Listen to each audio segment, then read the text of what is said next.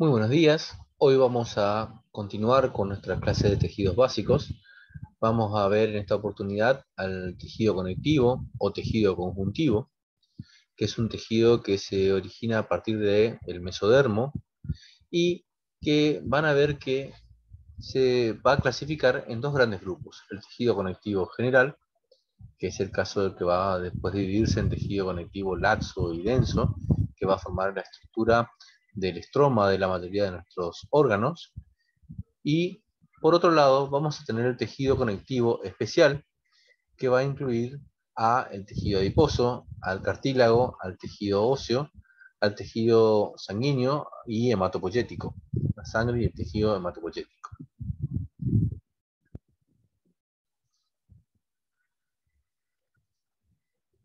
Los objetivos que me he planteado para esta clase es que ustedes primero definan al tejido conectivo y sepan cómo se clasifican.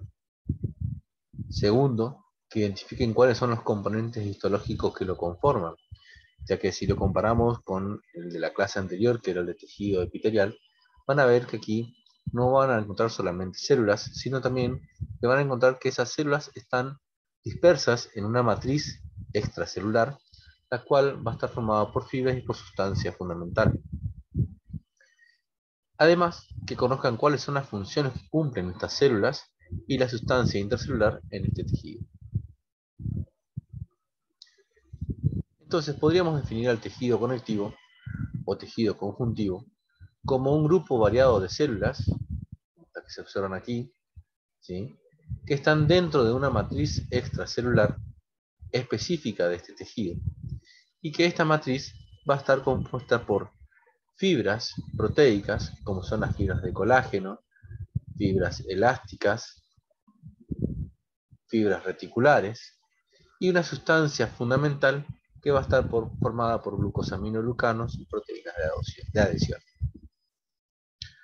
Cuando yo observo este esquema, puedo ver que hay distintos tipos celulares, como estas células que ustedes están viendo aquí, macrófagos, células plasmáticas, mastocitos, que son células que en realidad no se originaron ahí en el tejido conectivo, sino que vinieron de otro lugar, se instalaron en el tejido y quedaron a vivir. Y hay otras células que sí son originarias del tejido, como son estas células que ustedes están viendo aquí, estos fibroblastos, que son células alargadas, con aspecto de estrellados por las prolongaciones que presenta, encargada de producir la matriz extracelular, o sea, estas células son las encargadas de producir las fibras de colágeno, ¿sí?, las sustancias de los glucosaminoglucanos, las proteínas de adhesión. Vamos a encontrar otros tipos celulares, como esto que ustedes están viendo aquí, que son los adipocitos. Todas estas células van a ver que después tienen una clasificación, al igual que los componentes de la matriz. Este esquema lo habíamos visto en la clase anterior y básicamente era para retomar lo que yo le explicaba a ustedes.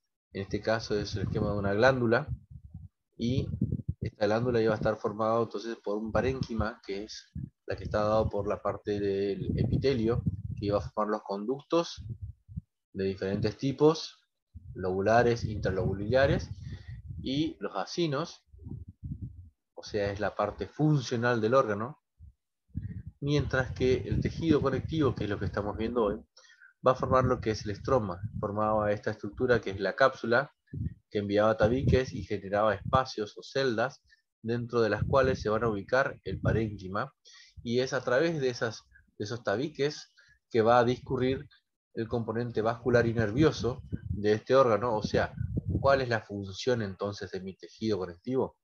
Darle forma a la estructura de sostén de mi órgano, o sea, forma el estroma. Va a contener el sistema de inervación e irrigación para la glándula, para un órgano, para los demás tejidos. Es encargado de formar la membrana basal para los epitelios y va a actuar en procesos cicatrizales. Siempre que haya daño y que haya lesión de la membrana basal, ¿sí?, es el tejido conectivo el primero que aparece para reparar esa estructura. Esas son las funciones que cumple mi tejido conectivo. El tejido conectivo se va a clasificar en tejido conectivo o conjuntivo embrionario, que a su vez vamos a tener dos tipos, el mesenquimatoso y el tejido conjuntivo mucoso. El mesenquimatoso es el que se va a originar a partir de la tercera semana de desarrollo y en el cual la característica es la presencia de unas células que se llaman células mesenquimáticas, que son células madre multipotentes, capaces de diferenciarse a distintos tipos celulares para ir formando después el tejido conectivo general conjuntivo del adulto, ¿sí? Como lo conocemos después, o incluso cualquiera de los tejidos conjuntivos especializados, ya que a partir de esta célula pueden originarse condrocitos, adipocitos, osteoblastos, ¿sí? Células reticulares, que son las encargadas de formar luego el tejido de sostén de cada uno de los órganos en estadio adulto. Es el primer tejido que aparece, el tejido mesenquimatoso. Hacia la etapa final vamos a encontrar el tejido conjuntivo mucoso o mucoide, en el cual voy a encontrar eh, estas células mesenquimatosas y algunos fibroblastos iniciales en una sustancia fundamental rica en glucosaminoglucanos y hialuronanos fundamentalmente, que va a formar lo que se conoce como gelatina de Wharton. Ahora le voy a mostrar imágenes más adelante. Esos son los dos tejidos conjuntivos embrionarios. Por otro lado vamos a tener el conjuntivo del adulto, que se va a clasificar en el laxo y en el denso, y esta clasificación va a estar dada fundamentalmente por las proporciones que tengan de células y de fibras. En el laxo van a predominar las células, no va a haber tantas fibras, mientras que en el denso lo que predominan son justamente las fibras de colágena, las cuales pueden tener un aspecto o tomar una forma irregular o no modelado, como es el caso que se encuentra en la dermis, o bien puede tener un aspecto regular o modelado, o sea, un aspecto ordenado de estas fibras de colágenas, como es el caso de lo que ocurre en los tendones. También le voy a mostrar imágenes de esto.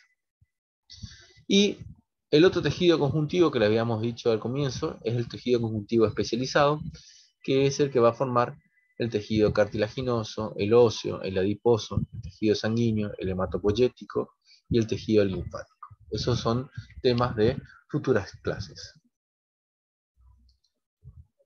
Todos estos tejidos pertenecen al tejido conectivo especializado.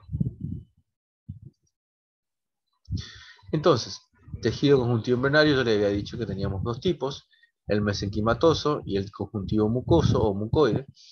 El mesenquimatoso va a ser que se deriva del mesodermo embrionario y va a ser el que va a dar origen a los diversos tejidos conjuntivos del cuerpo. Está formado por una red de células que son fusiformes, estas que ustedes están viendo acá, que se encuentran suspendidas en una sustancia viscosa que contiene fibras de colágeno y fibras reticulares muy finas. Estas células que ustedes están viendo aquí son las células mesenquimáticas, que son las encargadas entonces de el día de mañana diferenciarse a distintos tipos celulares para formar los tejidos conectivos de todo el cuerpo. Mientras que el tejido conjuntivo mucoso es el que lo vamos a encontrar en la etapa de nacimiento, en el cordón umbilical. Va a estar formado por estas células fusiformes que están viendo aquí, que están muy separadas, que están incluidas en una matriz extracelular que es de aspecto gelatinoso, que es rica en hialuronano, y esta sustancia gelatinosa se denomina gelatina de Wharton. Aquí ven un vaso sanguíneo con glóbulos rojos en su interior.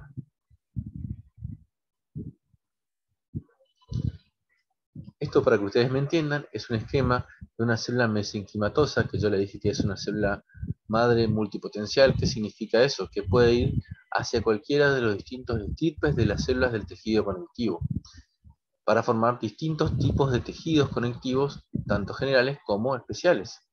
Fíjense, esta célula mesenquimatosa es la que va a diferenciarse más adelante hacia un fibroblasto, que es esta célula que está esquematizada aquí, encargada de producir toda la matriz extracelular del tejido conectivo del adulto, ya sea laxo o denso, que a su vez, cuando pasa a un estado de menor actividad, se transformaría en un fibrocito.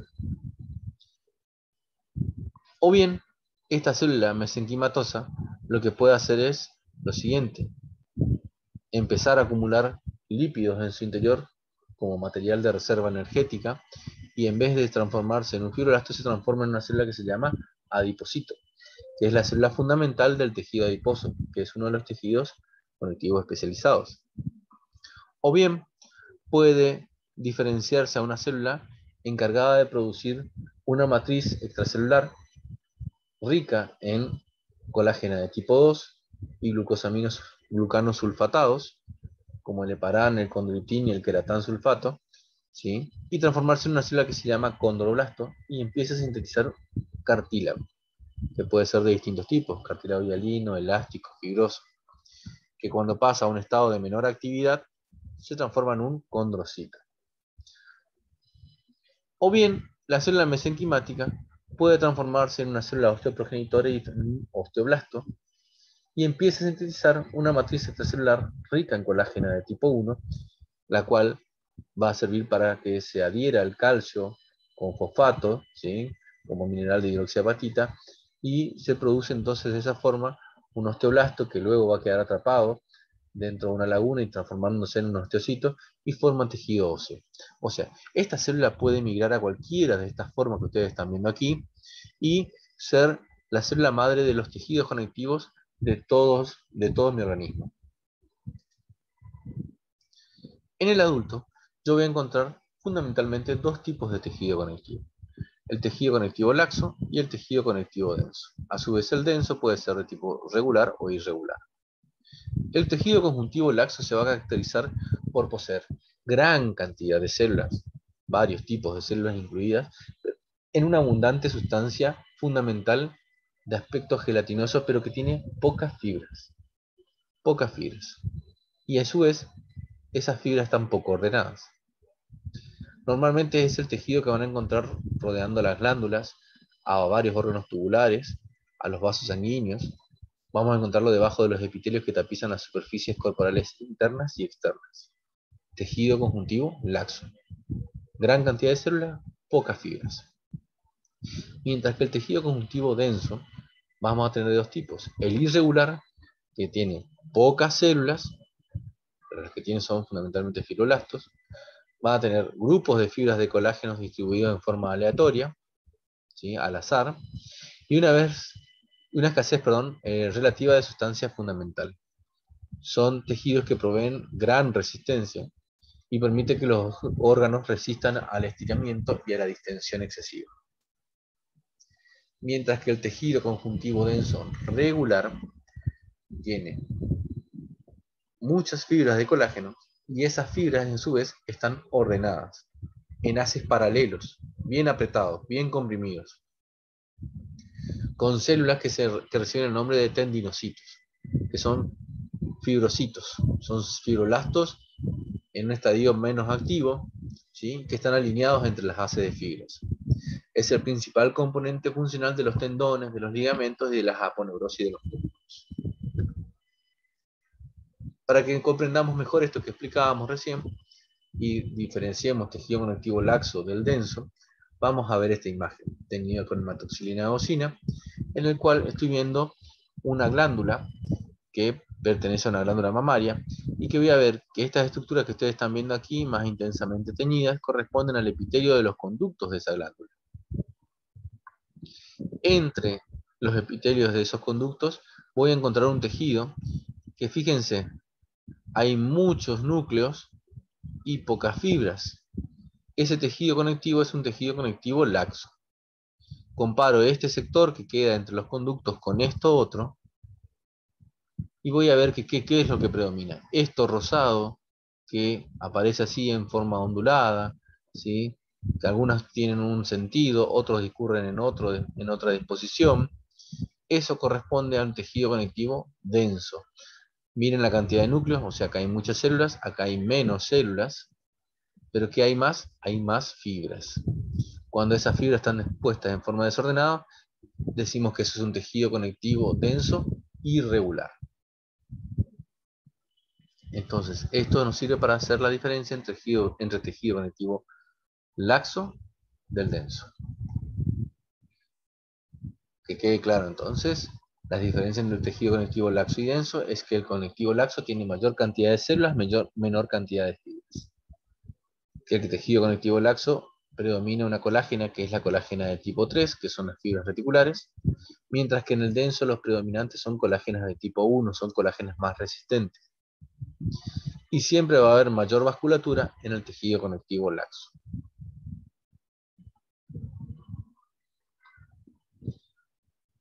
Ahora nosotros tenemos que clasificar a las células del tejido conectivo. Yo le dije a ustedes que el tejido conectivo iba a estar constituido por células y por matriz extracelular. Pero estas células del tejido conectivo podemos clasificarlas en células nativas y residentes, no nativas, residentes y células migratorias. ¿Qué significa esto? Células nativas residentes son aquellas células que se originan en el tejido conectivo a partir de una célula mesenquimática y quedan a vivir allí, por eso nacen y viven en el tejido conectivo, mientras que voy a tener otras células que en realidad no nacen en el tejido conectivo, sino que vienen de otro lugar y una vez que se instalan viven allí hasta que mueren, que son todas estas células que están viendo aquí. Y por último voy a tener algunas células que se llaman células migratorias, que lo que hacen es viajan a través del torrente sanguíneo, ingresan al tejido conectivo, cumplen una función y vuelven a salir o mueren. Entonces, ¿cuáles son las células nativas residentes? La principal, la madre de todas ellas, es la célula mesenquimática, que yo les decía hoy que veíamos en el estadio embrionario, y es a partir de ella que luego se originaban todas estas otras. De esta célula mesenquimática van a originar el fibroblasto, que es la célula principal del tejido conectivo general, ya que es una célula que tiene la característica de ser una célula alargada, con prolongaciones citoplasmáticas, núcleos ovalados y con nucleolos evidentes. Esta célula es encargada de producir todas las proteínas y la matriz, la sustancia amorfa de la matriz extracelular. Una vez que sintetiza la suficiente cantidad, ese fibroblasto puede pasar a un estadio más inactivo o un estadio más inactivo de su función y se transforma en un fibrocito, que es una célula más ausada, con una cromatina del núcleo más condensada, más compacta, ya que no tiene que estar sintetizando, solamente tiene que mantener lo que ya fabricó. Hay una variante del fibroblasto, que es el miofibroblasto, que tiene capacidad contráctil. Otra célula que se origina a partir de la célula mesenquimática es el adipocito, que esto sí lo vamos a ver también nosotros en nuestros tejidos, que van a formar estas células, que son células grandes, que tienen el núcleo desplazado hacia la periferia, aplanado, porque tienen en el centro una gran gota de lípido en su interior. Es una célula que sirve como reserva energética, ya que ahí en su interior de esa gota lipídica acumulan los lípidos. Luego voy a tener otro tipo celular que son los pericitos, que son células que están envolviendo a los vasos sanguíneos, o células reticulares, que son las células encargadas de formar el estroma y las fibras reticulares y la matriz extracelular en los que son los órganos linfoides fundamentalmente, como por ejemplo los ganglios, el bazo, el timo. Mientras que las no nativas residentes voy a tener a una célula que se llama mastocito, que comparte su origen embriológico con el basófilo, y que es una célula que va a actuar en procesos alérgicos, ya que tienen en su interior gránulos de heparina. El plasmocito, que es una célula que se origina a partir del linfocito B, y que es una célula que va a actuar en el proceso de inmunidad humoral, ya que es la encargada de producir las inmunoglobulinas. O voy a encontrar estas otras dos células que son el histiocito, que se origina a partir del monocito de la sangre, que ingresa al tejido conectivo y se transforma en esta célula que es un macrófago, que forma parte del sistema fagocítico mononuclear, y que cuando ingresa entonces el monocito al tejido conectivo recibe, y se transforma en macrófagos, recibe el nombre de histiocito, pero si ese monocito ingresa en otro órgano, va a recibir un nombre propio en cada tejido donde ingrese. Por ejemplo, en el tejido nervioso se denomina microglia, en el hígado se denomina célula de Kupffer, en el pulmón se denomina célula del polvo. Y esos macrófagos lo que cumplen es una función de defensa, ya que lo que hace es actuar en procesos inflamatorios. Si esta célula no puede contra la noxa que está agrediendo nuestro cuerpo, esos histocitos pueden fusionarse, unirse entre varios de ellos y formar algo que se llama célula gigante de cuerpo extraño. Todas estas células que les estoy nombrando se las voy a mostrar luego en imágenes histológicas. Y por último, van a tener las células migratorias, que son los correspondientes a los glóbulos blancos de la sangre, ¿sí? Que teníamos granulares y agranulares. Los granulares son estos, el neutrófilo, el eosinófilo y el basófilo, mientras que los agranulares son los linfocitos y monocitos, que van a actuar en los procesos inflamatorios o en procesos alérgicos o parasitarios. Eso es la clasificación de las células. Ahora, ¿cómo se clasifica nuestra matriz extracelular? Nuestra matriz extracelular tiene una parte forme, que va a estar constituida por las fibras, y una parte amorfa, ¿sí? Que va a estar constituida por una fase acuosa, por agua y minerales, y una fase de gel, que va a estar formado por los glucosaminoglucanos, que son dermatán, queratán, heparán y condroitin sulfato, proteoglucanos y proteínas estructurales o proteínas de adhesión, como son laminina, entactina, fibronectina, desmina. Son todas proteínas que van a ir haciendo que esa fase se transforme en un gel y en ese gel estén dispuestas las fibras de colágenas reticulares o elásticas para que las células puedan unirse y ubicarse en distintas posiciones. Dentro de las fibras, yo le dije a ustedes, teníamos las fibras de colágenas y vamos a tener en realidad 25 tipos de colágenas. La colágena tipo 1 es la más resistente, la más fuerte, es la que vamos a encontrar en el tejido conectivo denso o que vamos a encontrar en el tejido óseo. La colágena de tipo 2 es fundamental en el tejido cartilaginoso, ¿sí?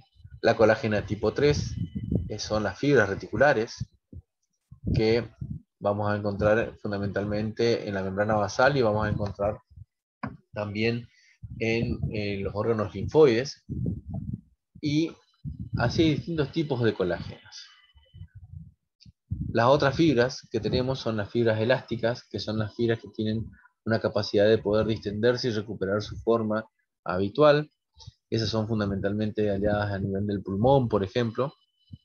Y todas estas fibras y todas estas sustancias que forman la fase de gel de la sustancia amorfa son sintetizadas por los fibroblastos, los fibrocitos, por los miofibroblastos, por las células reticulares.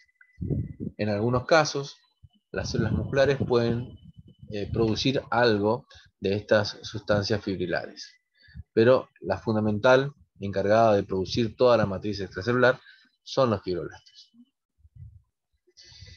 Bien, entonces aquí empezamos a ver nuestras células nativas residentes, las que nacieron en el tejido conectivo y se quedan a vivir allí. Yo les dije a ustedes, estas que estaban señaladas y que habían visto hoy en el tejido mesenquimático embrionario, eran las células mesenquimáticas, eran estas células madres pluripotentes encargadas de diferenciarse a cualquiera de estas otras que estamos viendo aquí. A la derecha vemos al fibroblasto, que es una célula alargada, con prolongaciones citoplasmáticas, que tiene un núcleo con nucleolo evidente, con la cromatina bien laxa, y esta célula es la encargada de producir entonces las fibras y la matriz extracelular del tejido conectivo. Una vez que sintetiza, pasa a un periodo de menos actividad, que sería el fibrocito. Acá tenemos otro fibroblasto, y fíjense, esto es un fibrocito, donde ya el núcleo se vuelve más compacto, más ahusado, ¿sí? Con las puntas más afinadas. Es un estadio de menor actividad del fibroblasto. Se llama fibrocito, la misma célula. O bien, podría pasar que esta célula mesenquimática tome como función la de acumular lípido en su interior y formar entonces estas células grandes que ustedes están viendo acá, con núcleos aplanados de disposición excéntrica, digamos, porque queda aplastado por la gran gota de lípido. Y eso es el adipocito, que en realidad acá vemos los dos tipos de adipocitos. Pueden ser el unilocular, que es lo que va a formar la grasa amarilla, o estos otros que ustedes están viendo acá, en el cual en vez de acumular una sola gota de lípido, acumulan varias gotitas de lípido y dejan el núcleo en el centro, que es esférico, y esto es lo que va a formar la grasa parda. Tenemos dos tipos de grasa. grasa amarilla, que es la que predomina en nuestro organismo, y grasa parda. Nuestra grasa parda es muy poca y generalmente lo podemos encontrar rodeando al riñón, por ejemplo, o en el espacio de la escápula, interescápulo vertebral. O bien, estas células mesenquimáticas pueden transformarse en estas células que están viendo ustedes aquí, que están marcadas, que son las células reticulares, que son las células encargadas de tener prolongaciones citoplasmáticas y formar como una red tridimensional, y de sintetizar fundamentalmente fibras reticulares y formar el estroma a órganos linfoides, ya que todo el resto de los núcleos que ustedes están viendo acá corresponden a linfocitos. Estas son todas nuestras células nativas residentes. Por otro lado, tenemos estas células que son no nativas, residentes, y acá pueden observar a los mastocitos, que para poder observarlos tengo que hacer una técnica especial que se llama azuletoloidina, ya que estas células cuando se tiñen presentan un cambio en la coloración de sus gránulos, ya que tienen la capacidad de producir metacromacia, y en vez de tomar un color azul del colorante, esos viran a un color rojizo y se pueden detectar con mayor facilidad. Y van a ver que son estas células que miden aproximadamente entre 10 a 12 micras, que tienen un núcleo central, ¿sí? Y que tienen en su interior gránulos de heparina y de histamina, que van a actuar fundamentalmente en procesos de reacción anafiláctica. Las otras células que pueden aparecer son estas células que derivan de los linfocitos B, que son células llamadas células plasmáticas. El linfocito B, cuando se activa y es ayudado por los linfocitos T, se transforman en estas células que son células plasmáticas. Son células ovaladas, de aproximadamente 12 micras de tamaño, que presentan un núcleo que es excéntrico, con una cromatina como si fuese en rueda de carro, describen, y que presentan por delante del núcleo un espacio o una imagen más clara, que corresponde a la imagen negativa del Golgi. El citoplasma se tiñe intensamente basófilo, y son las células encargadas de producir inmunoglobulinas, que van a ser las que van a ir a actuar junto con el factor de complemento en los procesos inmunológicos para defensa de nuestro organismo. Otro tipo celular que van a encontrar es al macrófago, que va a derivar del monocito de la sangre. Ustedes van a ver que son células grandes, que miden aproximadamente 15 micras, 10 a 15 micras, que presentan un núcleo que suele presentar escotaduras, son eosinófilos, y son células de defensa, son fagocitos, devoran al agente extraño, ¿sí? Sirven también como presentadoras de antígenos. El resto de las células que ustedes están viendo aquí son linfocitos, son células que miden aproximadamente entre 7 y 10 micras. Fíjense, esta célula mide el doble, y cuando esta célula actúa y no puede combatir a la noxa, lo que puede hacer es fusionarse, unirse varios de ellos, cientos de ellos, para formar una célula mucho más grande, que mide aproximadamente 100 micras, donde fíjense, están todos los núcleos de todas las células que se fusionaron, formando una gran célula de un citoplasma eosinófilo, que presenta en su interior una vesícula grande en la cual queda englobado el germen que está combatiendo, o la noxa que está combatiendo, y esta célula se denomina célula gigante de cuerpo extraño.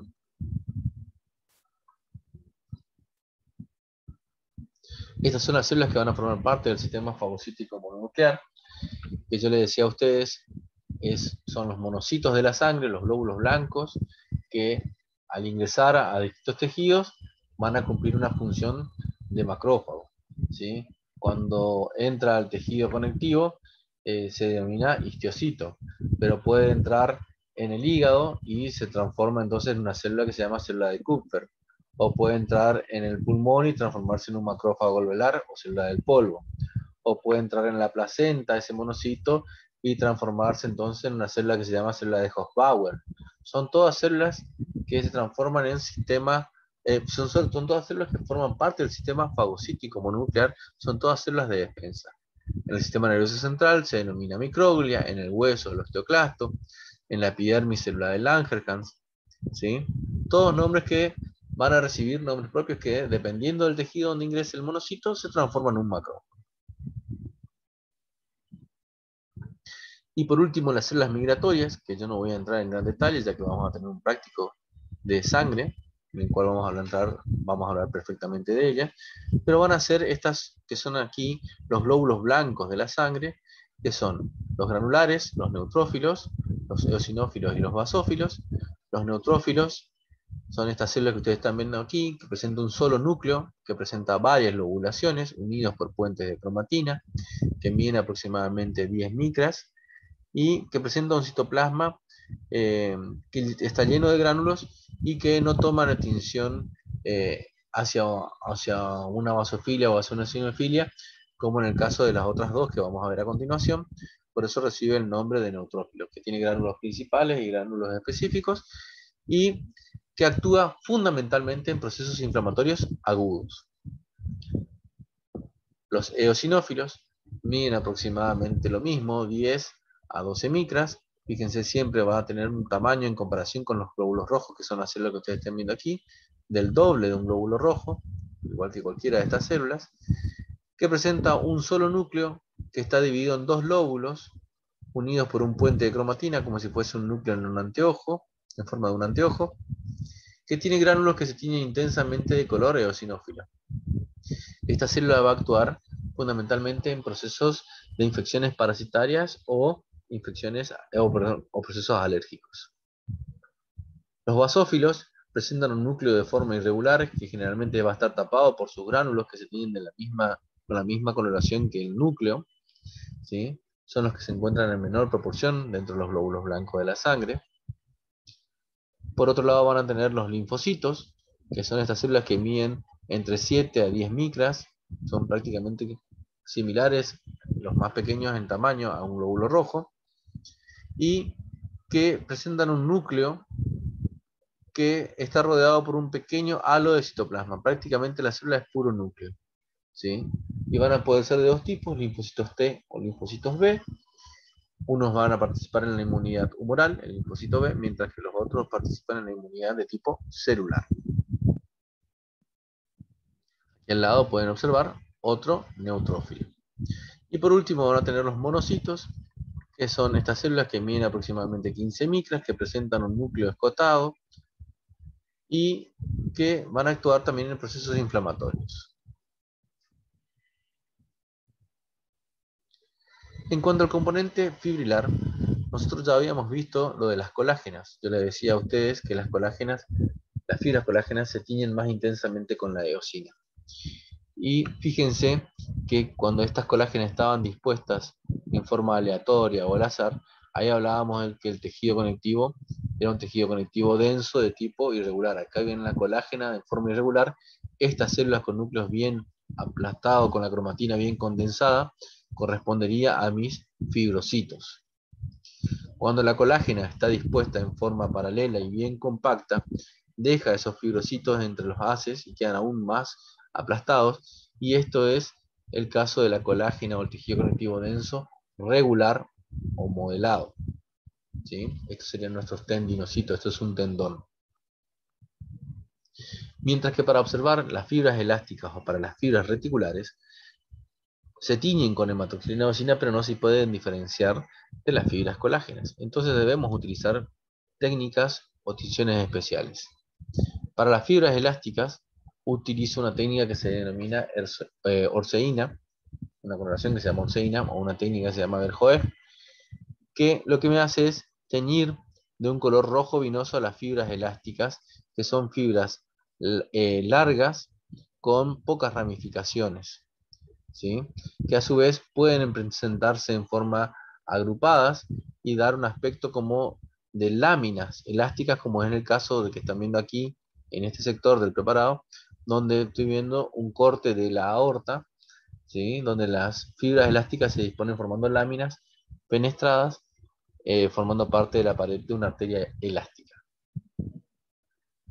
Mientras que para ver fibras reticulares, lo que tengo que hacer es la técnica de impregnación argéntica o la técnica de Paz. Lo que ustedes están viendo acá es una técnica de impregnación argéntica, donde yo puedo observar a estas fibras reticulares, que son fibras cortas, muy ramificadas, ¿sí?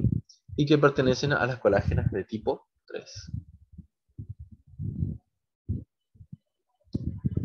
Simplemente aquí, para volver a repasar un poquito de lo que es tejido conectivo laxo, denso y adiposo, acuérdense, el laxo siempre va a estar rodeando a los conductos de mis glándulas, ¿sí?